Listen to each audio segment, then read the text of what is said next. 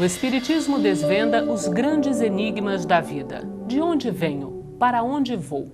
O que acontece após a morte?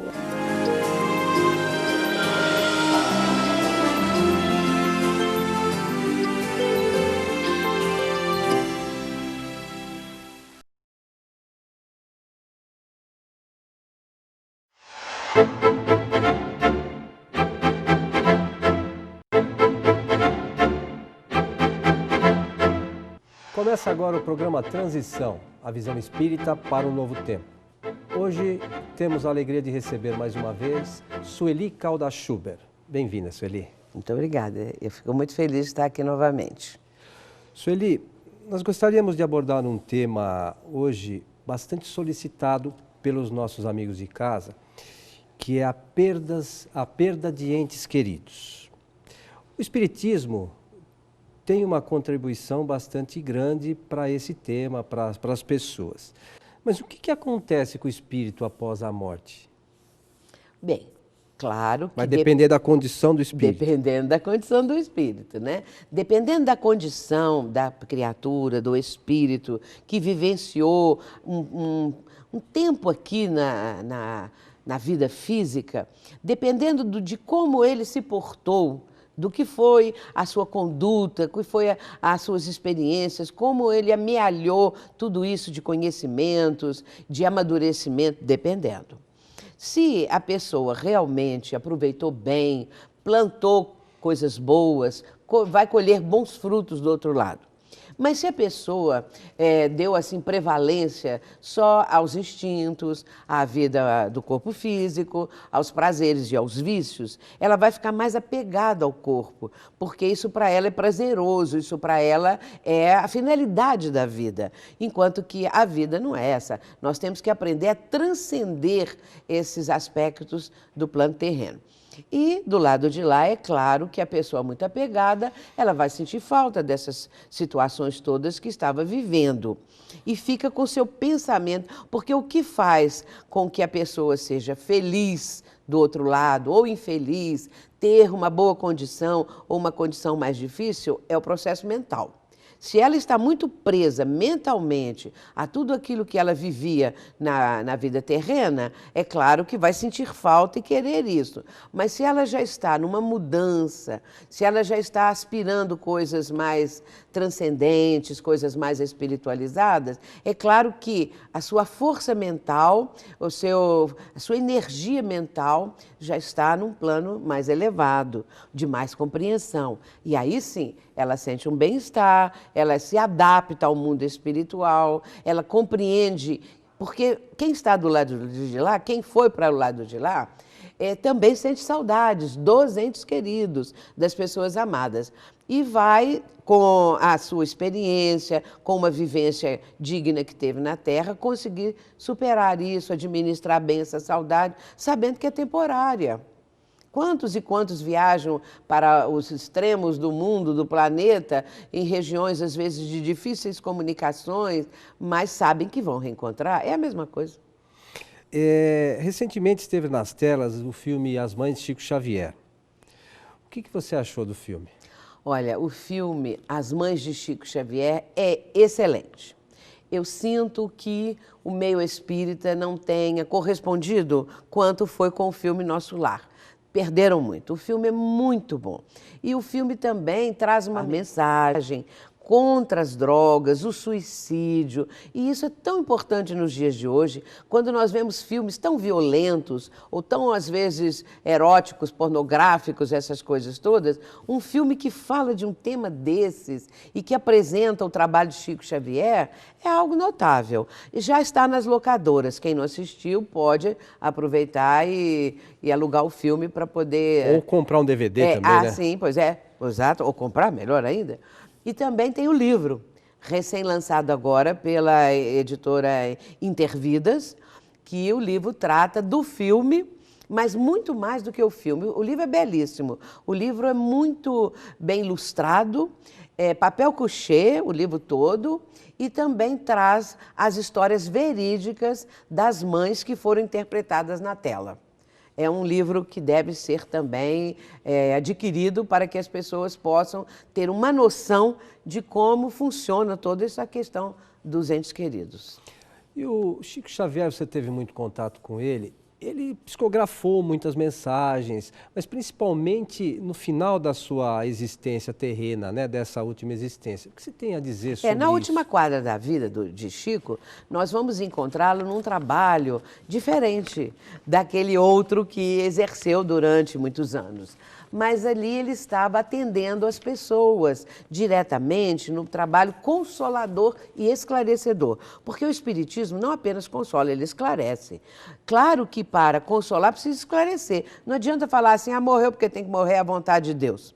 Isso não esclarece nada. Mas que Deus, que vontade é essa que meu filho desencarnou de uma forma trágica, né? Ou isso ou aquilo.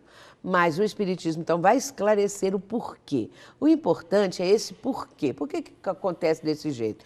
E as cartas do Chico, cartas consoladoras, esclarecedoras, os espíritos vinham e davam notícias de como estavam no plano terreno.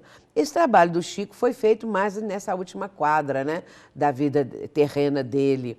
E as mães eram em número incalculável, toda semana. Eu mesma assisti muitas vezes a presença daquelas senhoras, daquelas mães sofridas, e Chico lendo as cartas, depois já com a voz muito fraquinha, lendo a carta e as mães soluçando, identificando os filhos. Uma coisa muito, muito bonita e muito comovedora.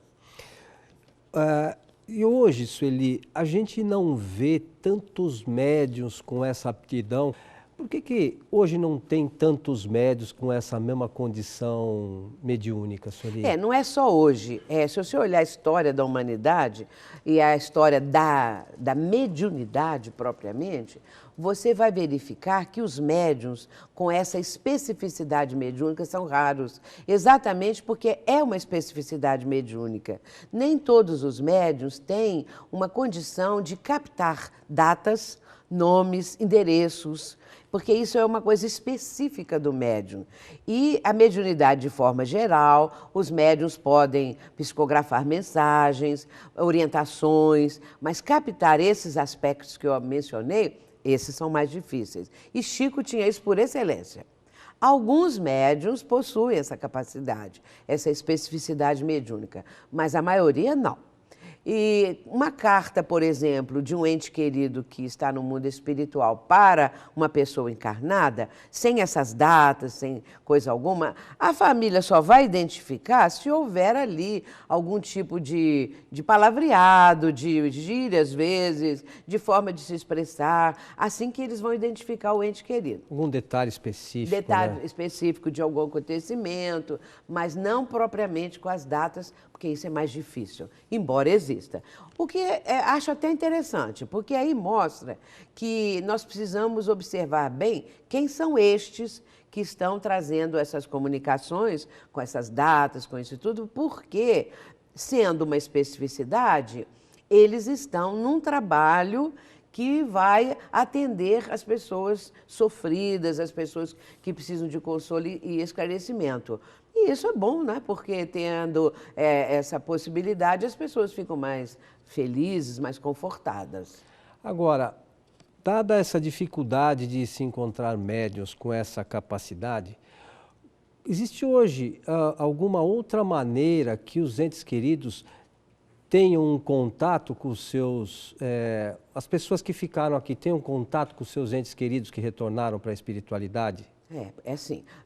Tem outras possibilidades, porque se não existem médiuns assim, em grande quantidade para um trabalho desses, de cartas consoladoras, mas existe possibilidades de reencontros, de encontros e reencontros no mundo espiritual, quando a pessoa aqui no plano físico está adormecida, o seu espírito com o perispírito, que é o corpo fluídico do espírito. Aliás, deixa eu abrir um parênteses aqui. Quando uma pessoa diz assim, estou vendo o espírito da minha mãe, estou vendo o espírito do meu filho, essa pessoa está vendo o perispírito, porque o espírito não tem, propriamente dito, é a inteligência. Então, é uma luz, é uma chama, ele não tem uma forma. A forma é essa do perispírito, que é um corpo, só que é um corpo fluídico. E, portanto, fechando o parêntese, A pessoa adormecida, ela vai se afastar um pouco do corpo físico, penetrando na dimensão espiritual e pode encontrar com o seu ente querido. E nesse caso, não quer dizer que ela vai morrer, que afastou do corpo, não. Porque existem os laços fluídicos que ligam o perispírito ao corpo físico. E hoje em dia isso até é mostrado em filmes, em livros, é chamado de cordão prateado, que é o último laço a ser desfeito quando da desencarnação. Portanto, a pessoa pode ter encontros no mundo espiritual, pode perceber a pessoa do seu ente querido dentro do seu lar ou na sua própria vida. Então, existem assim aspectos que vão atenuar a dor, né? Minimizar um pouco aquela falta e fazer com que haja uma suavidade maior na vida da criatura. Isso pode. Então quer dizer que aquelas pessoas, porque nós recebemos no programa muitos e-mails, muitas solicitações de psicografia, e as pessoas inclusive relatam que durante o sonho parece que estiveram com seus entes queridos e tal. Então eles tiveram realmente com os seus entes queridos, eles tiveram esse contato, claro, tiveram. E a mensagem que eles tenham recebido desses entes queridos é verdadeira. Claro, claro, porque é uma coisa assim tão forte e com tanto detalhe às vezes, e a pessoa percebe a presença daquele ente querido, e isso é um encontro, porque existem os sonhos, que são sonhos fisiológicos, decorrentes das coisas do dia a dia, e existem os sonhos espirituais, que são os encontros. Então, a gente poderia dizer que por essas informações, até pelos sonhos, nós podemos garantir para os nossos amigos de casa que a vida continua, a vida não acaba. É claro, é.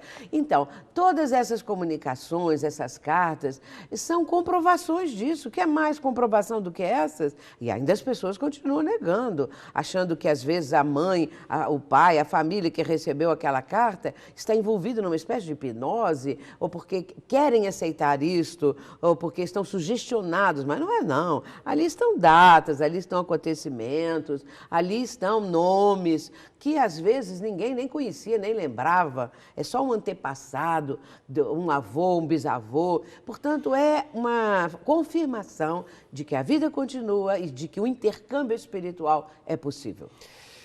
Sueli, para encerrar, nós estamos chegando ao final do nosso programa, então quer dizer que nós podemos afirmar que o Espiritismo é o consolador prometido por Jesus? Claro, podemos, podemos. Porque consola, realmente.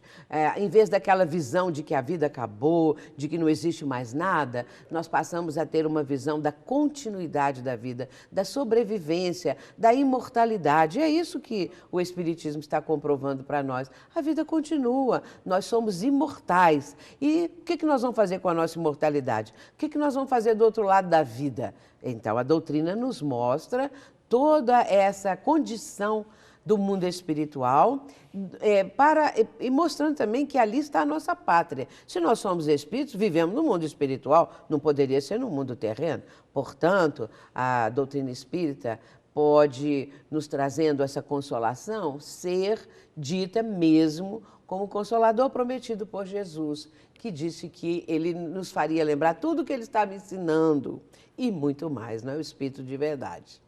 Sueli, chegamos ao final, nossos agradecimentos a você. Nós esperamos poder contar com você em outras ocasiões, né? Com a certeza de que você traz sempre muitos esclarecimentos aos nossos amigos de casa. Eu agradeço também, desejando muita paz a todos. Obrigada. E a você que esteve conosco, o nosso abraço e esperamos você no próximo Transição. Até lá.